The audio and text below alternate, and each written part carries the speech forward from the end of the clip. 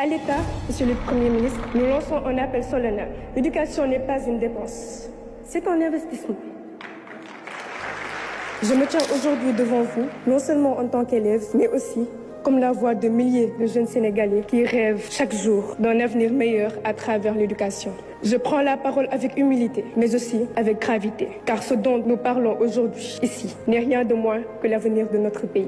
L'école sénégalaise est en souffrance. Elle souffre du manque d'infrastructures adéquates, d'équipements insuffisants, de classes surchargées où il devient difficile d'apprendre et d'enseigner. Elle souffre du manque de manuels scolaires, de laboratoires dignes de ce nom, de bibliothèques vides là où elle existe encore. Elle souffre de l'angoisse de chaque rentrée scolaire où nous, élèves, ne savons pas si nous irons au bout de l'année scolaire sans interruption. Elle souffre enfin de ces grèves à répétition qui compromettent nos chances d'acquérir le savoir et la formation nécessaires pour bâtir notre avenir. Mesdames et messieurs, nous ne voulons plus être les otages de ces conflits. Nous ne voulons plus voir nos années scolaires amputées par des interruptions qui nous échappent. Nous comprenons les revendications des enseignants. Nous respectons leur engagement et leur combat pour de meilleures conditions de travail. Mais nous, encore une fois élèves, avons un message très clair. Nous voulons apprendre, nous avons le droit d'apprendre.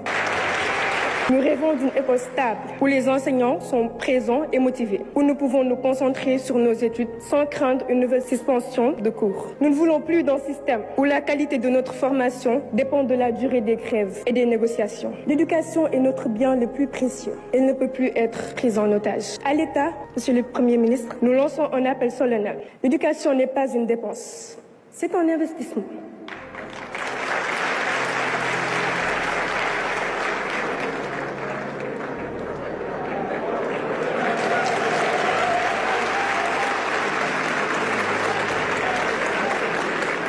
Un pays qui veut se développer doit donner à son école les moyens de réussir. Cela passe par des infrastructures modernes, des enseignants bien formés et motivés, des ressources pédagogiques adaptées à notre époque. Cela passe aussi par une planification rigoureuse qui anticipe et règle les problèmes avant qu'ils ne deviennent des crises. Monsieur le Premier ministre, Mesdames et Messieurs, nous, élèves du Sénégal, voulons croire en un avenir meilleur. Nous voulons croire que nous ne sommes pas condamnés à voir chaque année notre parcours scolaire mis en péril. Nous voulons croire que nous comptons, que nos rêves comptent et que cette rencontre ne sera pas qu'une discussion de plus, mais plutôt le point de départ d'un engagement ferme et durable.